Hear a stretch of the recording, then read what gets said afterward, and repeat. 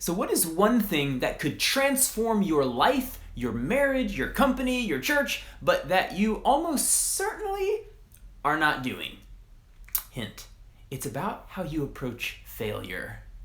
Welcome to Table Talk, where I unpack ideas and insights from Christian theology, spirituality, and culture that help you become a more thoughtful, calm, and just a wonderful human being. My name is Brett, pastor at the table in Sachse, Texas, and let's go ahead and jump into our talk for today. So a few months ago, my dad suggested a book.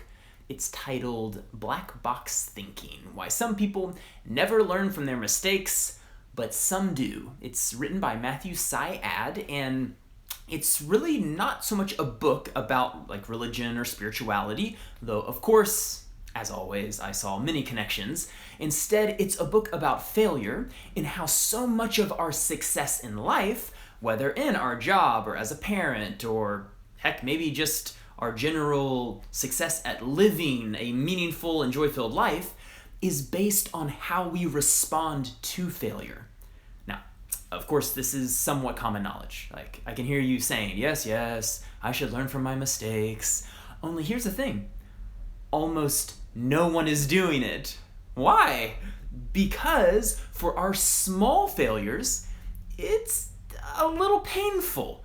And for our big failures, it hurts like heck, or hell, or whatever you want to say. It really hurts. Face it. First off, who on earth wants to admit to themselves or others, yep, I failed, really missed that one? No one. Second off, who wants to take the time to reflect on why it happened and why they need to change? Again, almost no one.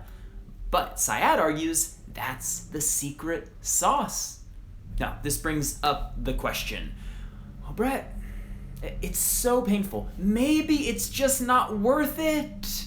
Well, that's what I found so compelling about this book, because Syed gives example after example of how people and organizations who basically took the time to review their failures versus actively covering them up, explaining them away, just flat out pretending like they didn't happen, how they get so much better at what they do. The classic example he gives in his book, he comes back to this over and over, is the contrast between the aviation industry and the healthcare industry. So in aviation, they have an entire system designed to learn from their failures. In fact, pilots, stewardesses, other crew members are all encouraged to report mistakes, even on themselves, without fear of punishment. At least as long as they do it quickly. They can't come clean 10 years later. So they do this in order to ensure that the entire system of aviation is constantly learning. Perhaps you've heard of the little black box that's on every airplane. This is where Syed gets the name of his book. So it's basically the box that records all the vital information of a flight. It's the one investigators attempt to retrieve after a plane goes down to learn what the heck happened, right? It's a system that learns from failure. And because of this, the aviation industry had, it has about 3 billion customers worldwide each year. And in 2013, only 210 died. Now, contrast that with the healthcare system that does not treat failure this way. I mean, generally speaking, hospitals, doctor offices, these are not places where they systematically study their failures. Why? Not because doctors or nurses or whoever are uniquely bad people. Of course not. But because they're human, and again, it's painful. Who wants to admit they could have saved that patient's life if only they'd done procedure X instead of procedure Y? Who wants to claim that they in fact administered the wrong drug to the patient? I mean, come on. Like they would lose their reputation, they'd probably be fired. But Syed points out that partly because of this mindset in the United States alone, somewhere between 40,000 to 120,000 people die each year to preventable medical error. Now, of course, this talk today, this is not about aviation, and healthcare. Instead, what I'm encouraging you to do is begin to approach failure in your life, your relationships, your organization, more like the aviation industry and less like the healthcare industry. Now, having said that, on a practical level, what do you need to do? Syed suggests two things. Number one, we need a mindset shift that recognizes, look, I am going to fail my way to success. So I don't need to run, I don't need to blame, ignore, or protect my fragile ego in this process.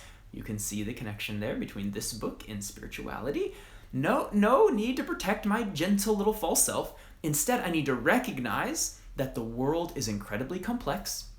And because of this, I will constantly be bumping up against things that I did not see coming. Also, I am not God. So I'm going to mess it up. Like, we've got to embrace that, recognize it, relax into it. So that's the first thing, mindset. I need a mindset that understands I'm going to fail my way to success. There is no other way. Second, we need systems, Syed argues, to help us analyze and learn from failure. For organizations, this might mean a brutally honest meeting at the end of each project asking, all right, well, what did we learn? And to be clear, this meeting is not about patting each other on the back or making excuses for why we screwed up. It's about learning from our failures. For example, at my church, The Table, we have a weekly follow-up text or an email strand with each of our ministry teams where they're just following up on the Sunday service, and they basically ask, the leader asks the team what went well, what went wrong. And I have told my leaders, encourage people to name the things that go wrong. Because the tendency is just to pat each other on the back. Oh, it was a great Sunday. Everything was flawless because we're perfect. It's like, no. Right? So we actually, as a leader, you have to give them permission to be honest. All right, so that's one way that we do it as an organization. Now, for an individual, this might mean like a nightly journaling routine. At the end of the week, you might do a what did I learn reflection session. For a family, it could be a things we're learning conversation, your monthly things we're learning conversation. The point is that you need structure, systems, intentionality around this so that you discipline yourself to learn. Because having a mindset alone won't be enough. All right, so all that to say, Black Box Thinking by Matthew Syed, it blew my mind. I highly recommend it. So that is all for today. If you enjoyed this video, please like it, comment, share it with a friend. And to ensure you don't miss any future episodes, go ahead and subscribe to my YouTube channel by searching Brett Tilford. Grace and peace.